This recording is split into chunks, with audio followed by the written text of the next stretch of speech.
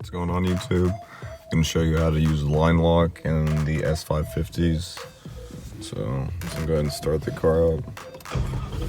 Put on the clutch, 6-speed, pretty simple. And I have my car in neutral.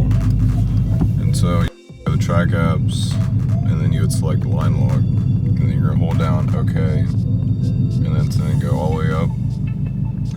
And then it's just now to engage the brake firmly and hold it. So it says, you gotta remember it says hold it. So we're in socks right now, so I'm holding it down right now. The brakes are still engaged. It said to hold it, you gotta remember to hold it. Now you wanna press OK. When you press OK to begin, the brake's gonna push, the pedal on itself is gonna push back on your foot, and you'll hear it. And so now it's engaged, and now you can release your foot on the brake, put it in gear, and then do your line lock burnout and everything. Most people I've seen on YouTube, they mess up this feature because they take their foot off the brake when it says OK. So I'm going to show you real quick what most people do and mess up.